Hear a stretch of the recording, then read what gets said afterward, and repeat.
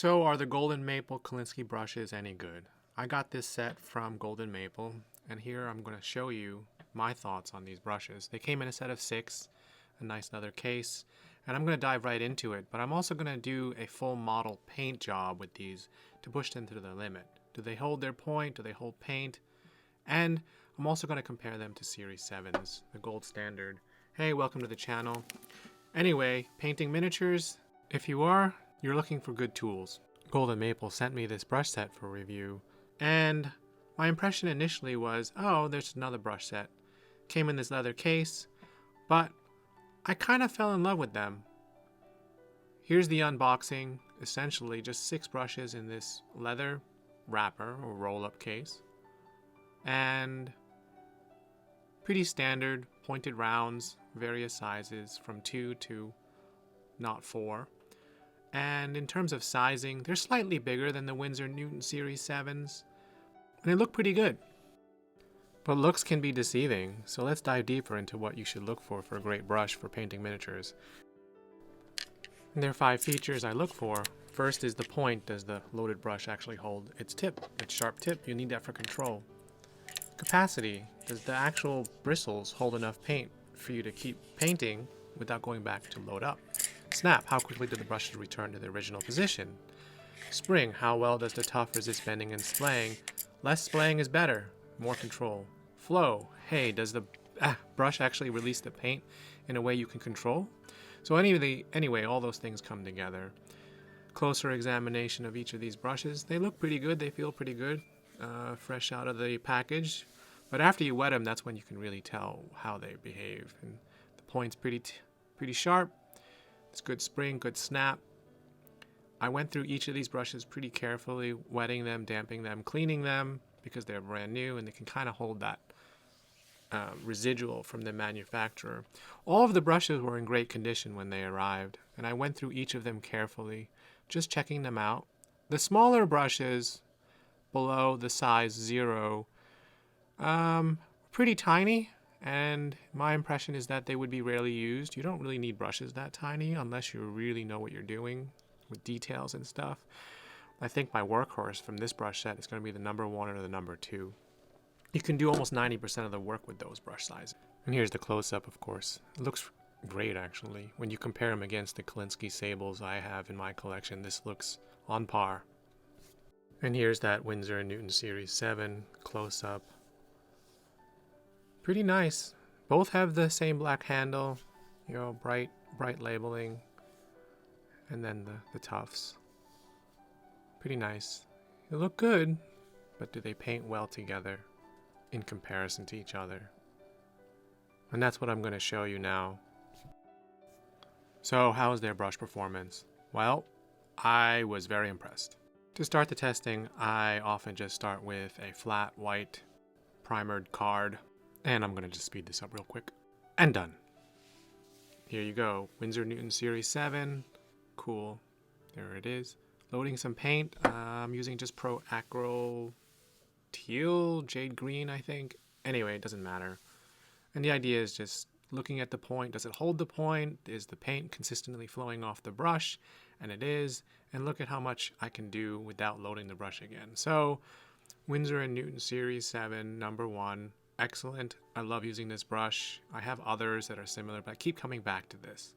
This is my workhorse right now. It is kind of expensive at $25, but you pay for what you get. The Golden Maple brushes are a bit harder to price out because they come in a set, but they are a little bit cheaper if you go by a per brush cost. And here's the number 1 from Golden Maple, also a Kolinsky sable.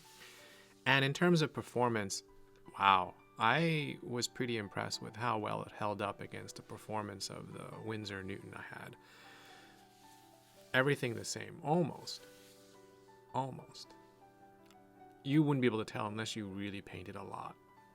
If any said anything, it held a bit less paint, but then again, they're new, so maybe with some time they would get better. Here's a larger Golden Maple brush. Number 2, much larger in fact, and this held a ton of paint, and its snap and spring were just as good. I would actually say this matched up to my Raphael 8404s, which are also a very highly regarded Kolinsky sable brush for miniature painting. A lot of people use them for glazing.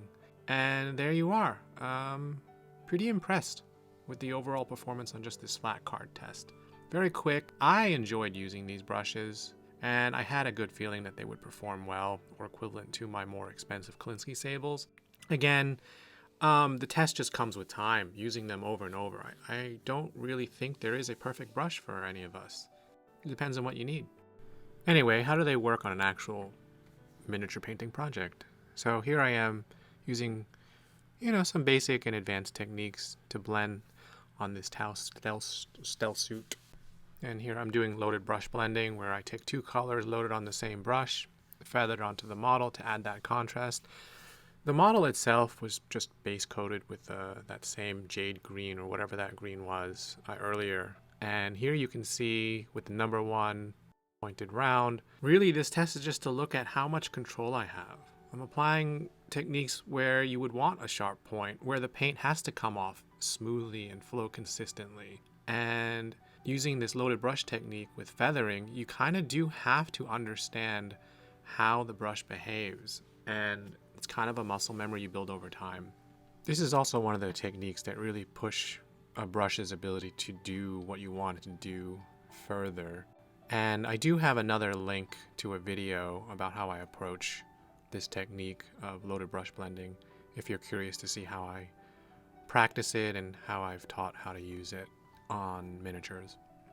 Anyway, I'm going to speed this up, pretty much applying the same technique across the entire model.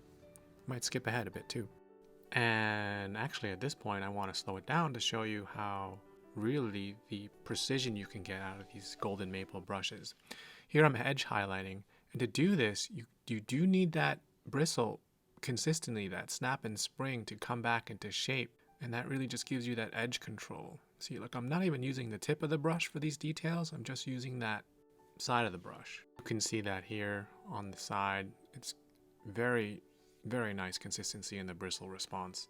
Here's the number 2 brush. I'm going bigger.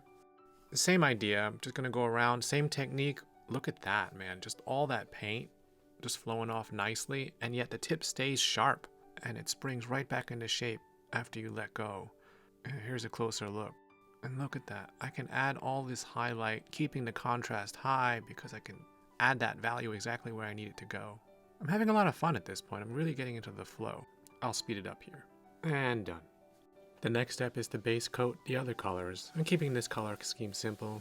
Here I'm just painting every other element gray, Army Painter gray, very simple. I like the coverage from Army Painter gray. To test the other brushes, I also went and did some of the details with the finer, smaller sized brushes from the set. Here's the number 0, and here I'm just painting the orange accents. In general, I don't go to smaller brushes. I stick with number 1s or number 2 size brushes, which basically handles 95% of what I need. And here the point stays sharp as expected, very similar to the larger brushes in the set, except they just hold less paint. The actual point itself is similar, and the only reason I would go to a smaller brush is if the actual access, the recesses are much deeper into the model and I don't want to have accidents or risk stray brush strokes. That's when I'll go to a smaller brush. But in general, I like using the larger brush and only use the small one when they're really, really hard to get to places. But overall, very happy with these brushes. The entire set. Speeding it up now, edge highlighting, just wrapping up. And the final step is to apply a wash. In this case, I don't use the Kolinsky sables, I use a dirty old brush. You don't want to waste a Kolinsky sable on applying a wash. Anyway, just applying it liberally across the entire model. I'm going to speed this up again just to show you the final result. And almost done.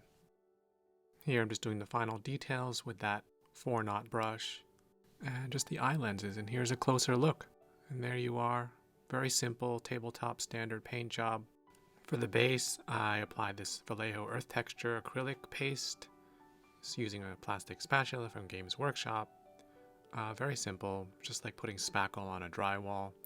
Applying that all around, and then I let it dry. Super easy, super fun, and there you have it. That is the finished model. It probably took me about 30 minutes to paint with these brushes, and this is the entire set. The two on the right were painted with other Kolinsky sables, and here's that final one I painted with the Golden Sable brush. And here's my overall view and summary. The pros and cons. The pros, they're sharp, reliable. I really enjoyed using them. The size number 1 and 2 were probably the most useful and will be my workhorse moving forward. I'm going to keep using them in other miniature painting projects just to keep testing them. As with many brushes, they were comfortable and performed as expected. And they're also priced really well. And as I said before, there's no perfect brush, so here are some of the cons. I haven't really tested them that long, so I can't really say much about how long they'll last and their durability. And the smaller sizes that came with this brush set, I didn't find them very useful, so they're kind of a corner case. And in fact, I would have loved if Golden Maple had provided individual brushes for sale. Maybe they will in the future. And in terms of like overall comparison, I think more testing will be needed. And putting it all together, which is also in the blog article, link in the description below. Do I recommend them? Yeah, I recommend these brushes, especially at their cost, and especially if you want to try out new tools. They're not too expensive, they work really well, I found them reliable, and I really did enjoy using them. And for their price, yeah, take a look. I'm sure you have questions, I'd love to answer them. Thanks for watching, and leave me a comment, I'd love to hear from you.